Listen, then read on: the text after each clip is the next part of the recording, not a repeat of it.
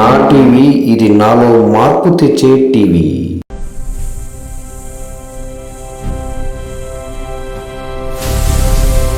అపారమైన సంపద నాకు శాంతి లేదు. ఇతనే మిథిలారాజు జనక. ఇతడు ఎవరు? వంకర శరీరంతో సభకు వచ్చాడు. అతడే మహాజ్ఞ అష్టవక్ర అంటున్నా. ఏమైనా చర్చిద్దాం. శరీరాన్ని చూసేవారికి జ్ఞానం కనిపించదు. స్వామిలో ఉంటూ విముక్తి సాధ్యమా? వైరాగ్యమంటే అన్ని వదిలేయడమేనా? వదలాల్సింది రాజ్యం కాదు, నాది అనే భావం. బంధం వస్తువుల్లో లేదు, బంధం మనసులో ఉంది. నా రాజ్యంలో నాది అనుకునేదే నశిస్తుంది. ఇదే అసలైన వైరాగ్యం.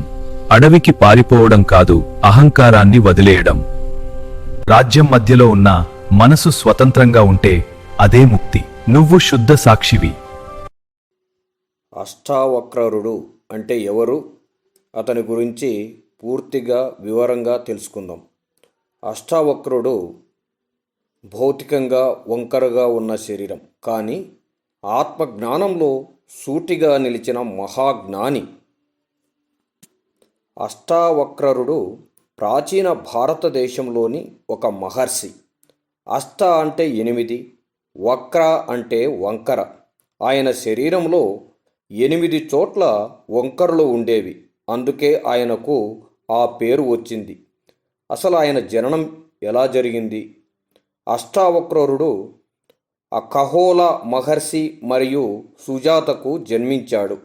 గర్భంలో ఉన్నప్పుడే తన తండ్రి వేదమంత్రాలు తప్పుగా చదువుతున్నాడని సరిదిద్దాడట.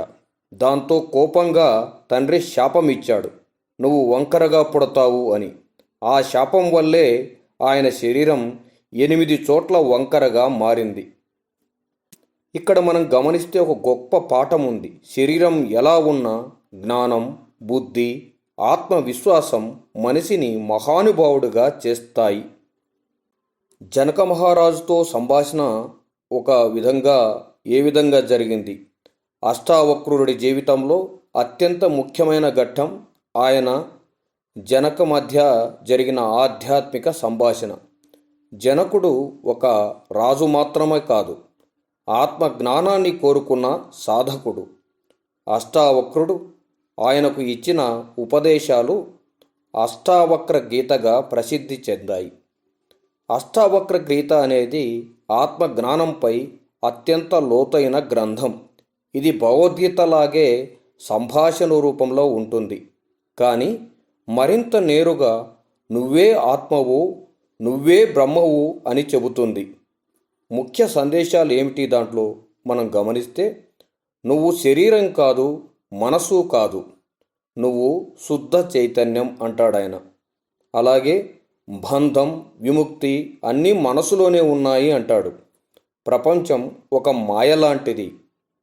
నిజమైన స్వరూపాన్ని తెలుసుకుంటే శాంతి సహజంగా వస్తుంది అంటాడు. అష్టావక్ర గీతలో ముఖ్యమైనవి ఇవే. అసలు ఆ రాజ్యసభలో ఏం జరిగింది? ఒకసారి అష్టావక్రుడు జనకుని సభలోకి వెళ్ళినప్పుడు అక్కడి పండితులు ఆయన శరీరాన్ని చూసి నవ్వుతారు. అప్పుడు ఆయన అన్నమాట చాలా గొప్పది. మీరు శరీరం మాత్రమే చూస్తున్నారు, జ్ఞానాన్ని చూడటం లేదు. అంటే మీరు మేకల కాపరుల్లా చర్మాన్ని మాత్రమే చూస్తున్నారు. అక్కడి అందరూ నిశ్శబ్దమయ్యారు. జ్ఞానం శరీరాకృతిలో ఉండదని ఆయన నిరూపించాడు. అష్టావక్రుని తత్వం సింపుల్గా చెప్పాలంటే, జీవితంలో బాధలు వస్తాయి, కానీ అవి మన అసలు స్వరూపం కాదు. ఆయన వంకర్టింకరగా ఉండడం వల్ల ఎన్నో రకాల బాధలు అనుభవించాడు, కానీ అవి అసలు స్వరూపం కాదు అని తన్ను తానే అంతర్గతంగా ఒక అవగాహన చేసుకున్నాడు. మనం అనుకుంటున్న నేను అనేది మనసు సృష్టించిన పాత్ర మాత్రమే అంటాడు ఆయన. లోపల ఉన్న సాక్షిని గుర్తిస్తే అంతా మారిపోతుంది. అంటే హృదయంలో ఒక ఉన్నతమైన స్వరం ఉంది, అదే సాక్షి. దాన్ని గుర్తిస్తే అంత పూర్తిగా మారిపోతుంది అని చెప్తాడు. ఎందుకు అష్టావక్రుడు ప్రత్యేకుడు అయినాడు అంటే, భగవద్గీతలో కృష్ణుడు ఏం చెప్పాడు? కర్మ, భక్తి, జ్ఞాన మార్గాలు చెబుతాడు. కానీ అష్టావక్రుడు నేరుగా నువ్వే పరబ్రహ్మవు అని చెబుతాడు. ఆయన సందేశం చాలా మున్ముందుకు అడ్వాన్స్డ్గా సాధకులకు బలమైన మానసిక సిద్ధత అవసరం. అంటే నువ్వే బ్రహ్మవు అంటే నీ లోపల వెతికితే ఒక గురువును ఆశ్రయించి ఆ గురువు ద్వారా మనం ఒక దివ్యశక్తితో ముందుకు వెళితే అప్పుడు అంతా నేనే అన్న ఒక అవగాహన, ఒక నమ్మకం ఆ సాధన ద్వారా వర్తిస్తుంది అని అష్టావక్రుడు చెప్తాడు. ఇది చదివిన తర్వాత మనకు ఒక ప్రశ్న లోపల మొదలవుతుంది. నీకు అనిపించేదేమిటి? మనం నిజంగా శరీరమా, లేక మనం చూస్తున్న అంతర్గతంగా హృదయంలో ఒక సాక్షి మాత్రమేనా? ఇవన్నీ రకరకాలుగా మనం లోపల అంతర్గతంగా గమనిస్తేనే తెలుస్తుంది. అష్టావక్రుడు విషయ వాంఛలకు లొంగడని చెప్పే కథలు చాలా ఉన్నాయి. కథలు ఆయన తత్వాన్ని అర్థం చేసుకోవడానికి చెప్పబడిన ఉదాహరణలు. అవి కేవలం అతడు చూడలేదు అన్న స్థాయిలో ఉండవు. చాలా లోతైన భావం ఉంది అతడు చూడలేదు అని.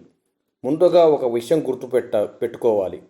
అష్టావక్రుడు చెప్పిన తత్వం ఏమిటంటే, నువ్వు శరీరం కాదు, నువ్వు సాక్షి చైతన్యం.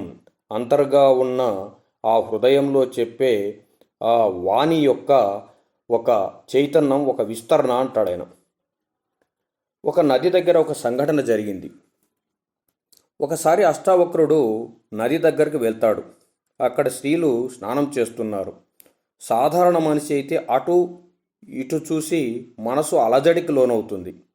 కానీ ఆయన మాత్రం అటు చూడలేదు. అసలు మనసులో కూడా స్పందన రాలేదు. ఇది స్త్రీలను ద్వేషించాడు అని అర్థం కాదు. ఇది ఆయనలో వికార స్పందన లేకపోయింది అని అర్థం.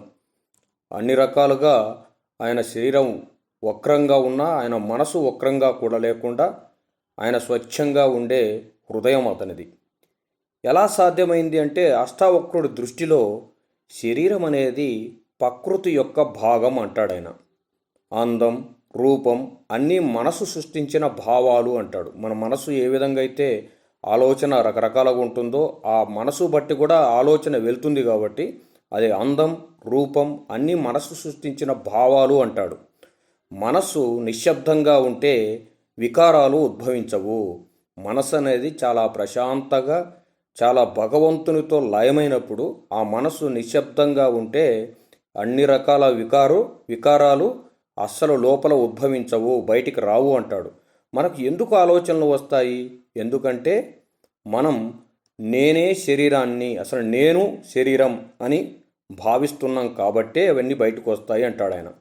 అష్టావక్రుడు మాత్రం ఏం చెప్తాడో స్పష్టంగా ఏం తెలుసుకున్నాడు అంటే, నేను లోపల పవిత్రమైన సాక్షిని, ప్రతిదీ నా లోపల జరిగేదానికి నేనే సాక్షిని. నా ఆలోచన ద్వారా, నా మనసు ద్వారా లోపల ఏదైతే జరుగుతుందో అది నన్ను నేను చూసుకొని సమతుల్యం చేసుకోవాలి అంటాడు. అందుకే ఆయనకు దృశ్యం కనిపించినా దాని మీద ఆసక్తి లేదా వాంఛ ఉద్భవించలేదు. ఇది నిరోధమా లేక సహజస్థిత అని మనం గమనిస్తే ఇది చాలా ముఖ్యమైనది. ఏంటంటే ఆయన బలవంతంగా కళ్ళను తిప్పుకోలేదు. అది సహజమైన స్థితి. ఎలా అంటే, ఒక వైద్యుడు ఆపరేషన్ చేస్తూ రక్తాన్ని చూస్తాడు. అతనికి అది వికారాన్ని కలిగించదు, ఎందుకంటే అతని మనస్సు వేరే స్థితిలో ఉంది. అలానే అష్టావక్రుడు చైతన్యం శరీర స్థాయిని దాటి ఉంది. ఆయన శరీరాన్ని బాధపడి దాన్ని వదిలి ఒక స్థితి దాటి వెళ్ళిపోయాడు అని. అంటే దృశ్యం ఉంది కానీ దానితో ఐక్యత లేదు. విషయాలను అనుభవించేది మనస్సు. నేను మాత్రం లోపల అంతర్గత సాక్షిని అని పదే చెబుతుంటాడు. దీని ద్వారా మనం గ్రహించింది ఏమిటి? ఇది ప్రపంచాన్ని చూడొద్దు అంటే బాహ్యంగా చూసే అంతా కూడా అది మాయని. కానీ చూస్తూ కూడా మనసులో బంధం రాకుండా ఉండగలగడం. ఏదైనా చూస్తాం, దాన్ని ఆ మనస్సులో లోపలికి తీసుకొని హృదయం లోపలికి చొప్పించుకొని అది బంధంలాగా ఉంటే అది అడ్డుపడుతుంది. కాబట్టి చూస్తూ కూడా మనసులో బంధం రాకుండా ఉండగలడం అనే స్థాయి అతనిది. అష్టావక్రుడు విషయ వాంఛలకు లొంగలేదు. అంటే ఆయనలో నేను భోగి అనే భావమే లేదు. కాబట్టి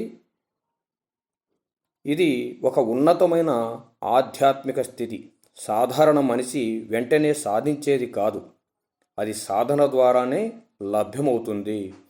అష్టావక్రుడు మరియు జనకుని మధ్య వైరాగ్యం గురించి జరిగిన సంభాషణను కూడా చెబుతాను.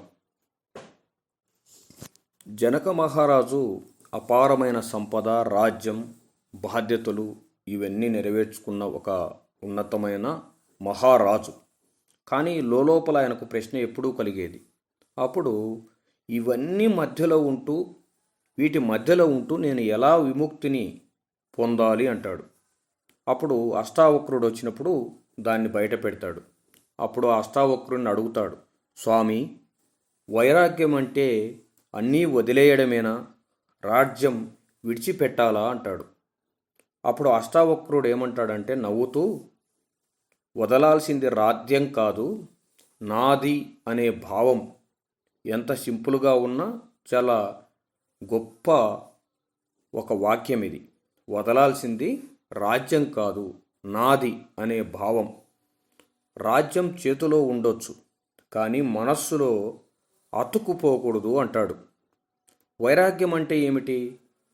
అష్టావక్రుడి ప్రకారం వస్తువులు సమస్య కాదు, ఆసక్తి, మమకారం సమస్య. నేనే కర్త, నేనే భోక్త అనే భావమే బంధం. ఆయన అష్టావక్ర గీతలో ఏం చెప్తాడంటే, నీకు విముక్తి కావాలంటే విషయాలను విషంలా దూరం పెట్టు. క్షమ, దయ, సత్యాన్ని అమృతంలా ఆచరించు అంటాడు. కానీ ఇక్కడ విషంలా దూరం పెట్టు అంటే ద్వేషించు కాదు, దాని మీద మమకారం, అటాచ్మెంట్ లేకుండా ఉండు అని. అసలుకు ఒకసారి ఆ వైరాగ్యం రాజభవనంలో ఎలా? జనకుడు రాజభవనంలో అగ్నిప్రమాదం జరిగినట్లు వార్త వచ్చింది. అందరూ ఆందోళన పడుతూ పరుగులు తీశారు. జనకుడు మాత్రం ప్రశాంతంగా కూర్చున్నాడు. ఎవరైనా అడిగారు, మహారాజా, మీ రాజ్యం కూలిపోతుంది. జనకుడు సమాధానం ఏం చెప్పాడు? నా రాజ్యంలో ఏమీ కాలిపోవచ్చు, నాది అనుకునే దాంట్లోనే నష్టం ఉంటుంది. ఇది అష్టావక్రుడు చెప్పిన బోధం వల్ల ఆయనకు వైరాగ్య స్థితి అనేది లభించింది. అష్టావక్రుడు చెప్పిన వైరాగ్యంలో ఏమి సమాధానం ఉంది, దాని గురించి మనం ఏం నేర్చుకోవాలంటే, మొదటిది అడవికి వెళ్ళడం కాదు, వస్త్రాలు మార్చుకోవడం కాదు, బయట పరిస్థితులు మార్చడం కాదు, లోపల అహంకారం, మమకారం విడిచిపెట్టడం అని చెప్తాడు. రెండవది ఏమిటి? లోపల అహంకారం, మమకారం విడిచిపెట్టడం. రాజు అయినా సన్యాసి అయినా మనసు స్వతంత్రంగా ఉంటే అదే ముక్తి. నిజం చెప్పాలంటే ఇదే ఒక ఉన్నతమైన తత్వం. వదిలేయాలి అనే కష్టం లేకుండా అసలు లోపలికి తీసుకోకూడదు, లోపలికి ఆహ్వానించుకోకూడదు, అసలు పట్టుకోవద్దు అనే స్థితి. నీకు ఇది విన్నప్పుడు ఎలా అనిపించింది అని జనకుడు ఇలా రాజ్యంలో ఉండి వైరాగ్యం సాధ్యమా అని అనిపిస్తుందా? మనం కూడా చూడాలి, కానీ లోపలికి తీసుకోరాదు. ఒక వైరాగ్య స్థితి అంటే ఒక సాధన ద్వారానే ఇది మనకు వస్తుంది. మనం కూడా అష్టావక్రుల వలె లోపలికి గ్రహించకుండా ప్రతి విషయాన్ని అంతర్గతంగా గ్రహిస్తూ ముందుకు వెళ్తూ మన జీవన విధానాన్ని సమతుల్యం చేసుకుంటూ నిత్యం ఆ భగవంతునితో లయం కావాలి. ఆయనను చూసి మనం కూడా కొన్ని దుర్గుణాలు, విషయ వాంఛలు వదిలిపెట్టి మనం పూర్తిగా మార్పు చెందాలని ఈ వీడియో చేశాను. ధన్యవాదాలు.